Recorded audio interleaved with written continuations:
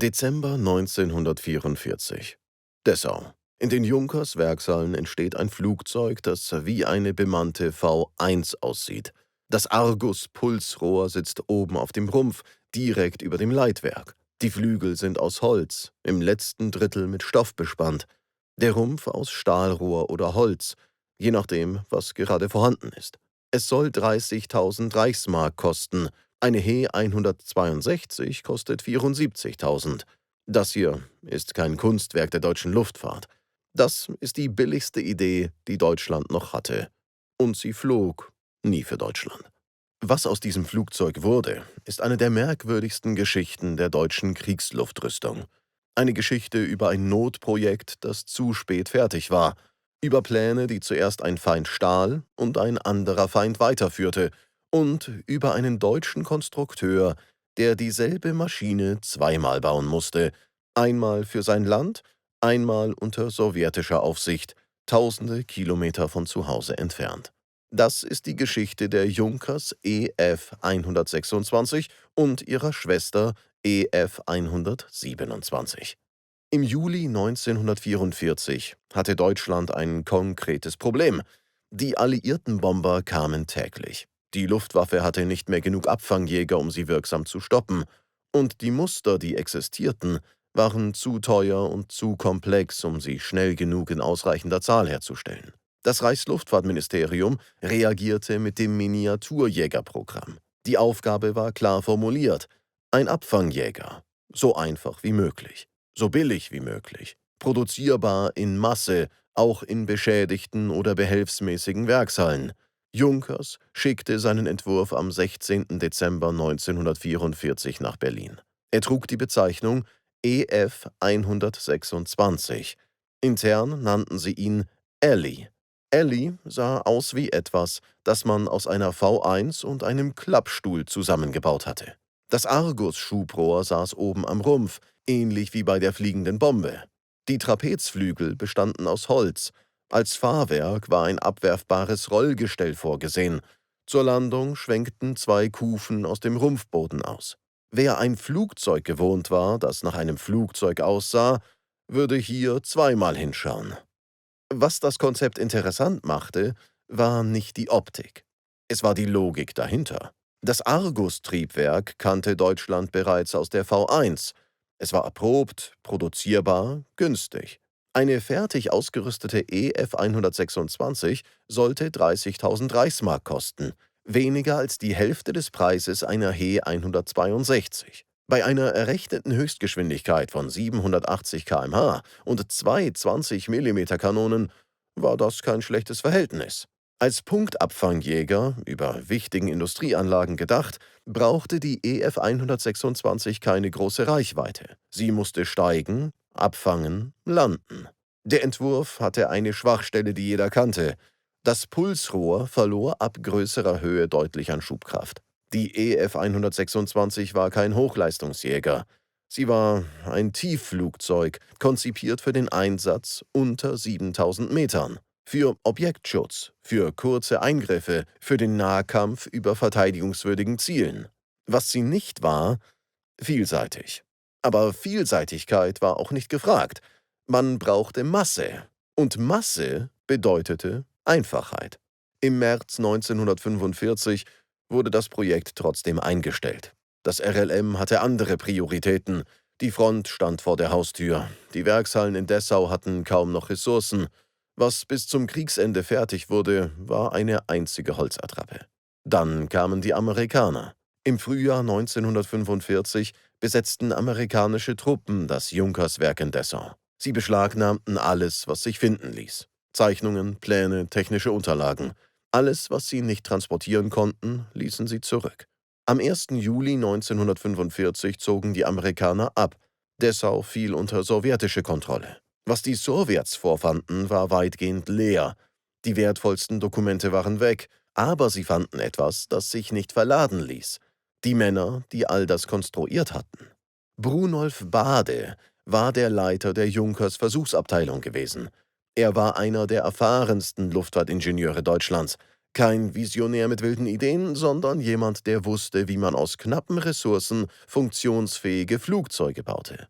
Jetzt bot er der sowjetischen Besatzungsmacht an, die fehlenden Unterlagen zu rekonstruieren. Aus dem Gedächtnis. Aus Bruchstücken, aus dem, was seine früheren Kollegen noch wussten. Die Sowjets griffen das Angebot auf. Es war kein freies Angebot, aber es war das Beste, was Bade in dieser Lage hatte. Weiterarbeiten unter neuen Bedingungen für eine neue Seite. Im April 1946 wurde das, was als informelle Arbeitsgruppe begonnen hatte, in OKB-1 umbenannt. Osoboje Konstruktorskoje Bjuro, Sonderkonstruktionsbüro Nummer 1. Fast 3000 Mitarbeiter, hauptsächlich Deutsche, die dienstverpflichtet worden waren. Dazu 20 sowjetische Beamte aus dem Ministerium für Luftfahrtindustrie. Bade führte die Flugzeugabteilung. Der formelle Direktor war ein Militärkommissar. Der eigentliche Auftraggeber saß in Moskau. Der Auftrag lautete: 5 Versuchsmuster der EF 126, Fertigstellung bis Februar 1946. Der Termin wurde nicht gehalten. Aber im Mai 1946 standen die ersten Prototypen in Dessau. Am 21. Mai 1946 hob die EF 126 V1 ab, angehängt an eine Ju-88 ohne eigenen Antrieb im Schleppflug. Hans-Joachim Matjes, ehemaliger Junkers-Werkspilot, saß im Cockpit. Der erste Flug verlief ruhig, Steuerverhalten gut, Stabilität normal, kein Grund zur Sorge. Am selben Tag gab es einen zweiten Flug. Beim Aufsetzen fing Matjes das Flugzeug zu stark ab. Die Maschine prallte vom Boden auf, setzte mit starker Querneigung wieder auf. Der rechte Flügel löste sich. Das Flugzeug überschlug sich und zerbrach. Matjes kam dabei ums Leben. Das Programm wurde trotzdem nicht gestoppt. Der Unfall wurde auf Pilotenfehler zurückgeführt. Die verbleibenden 4 Maschinen wurden überarbeitet.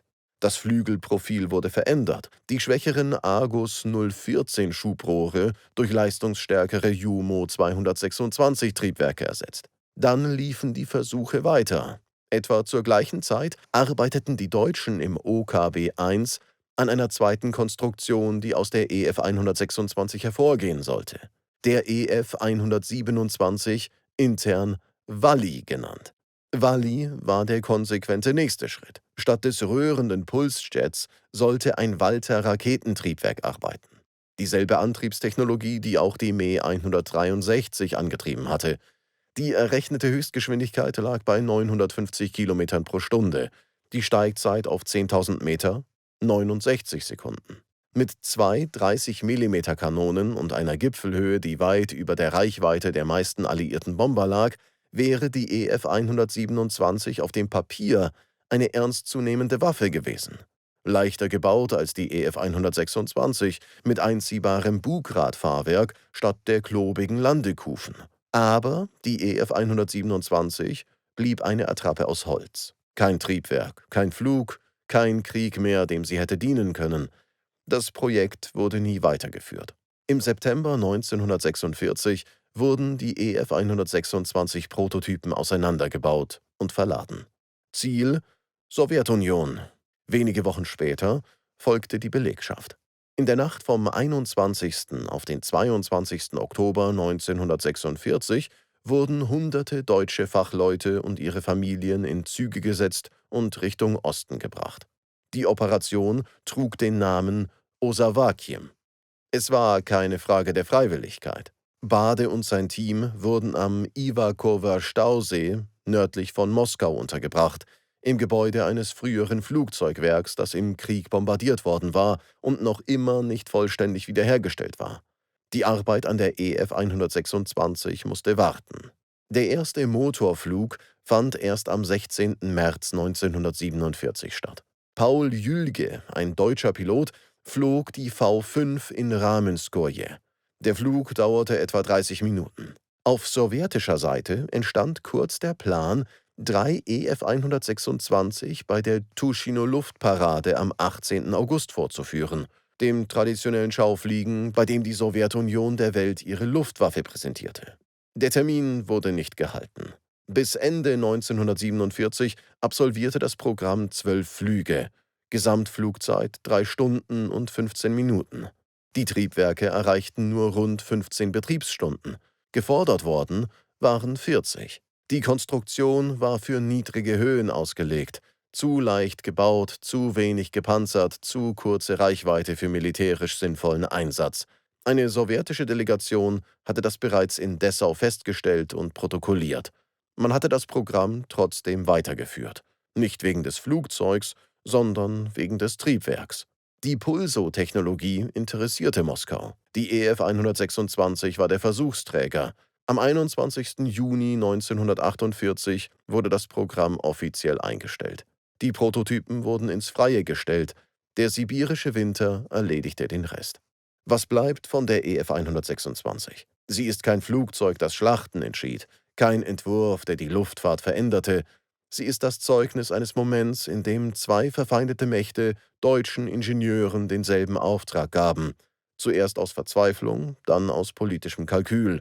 Und ein Flugzeug, das mit jedem Flug ein bisschen mehr aus dem Besitz derer geriet, die es ursprünglich entworfen hatten.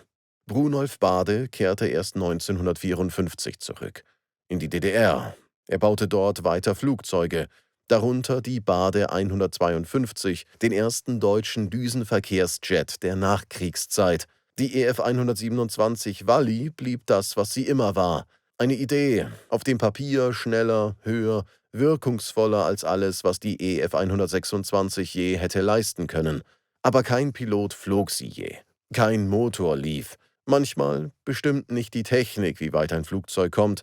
Manchmal bestimmt das der Krieg und wer ihn gewonnen hat.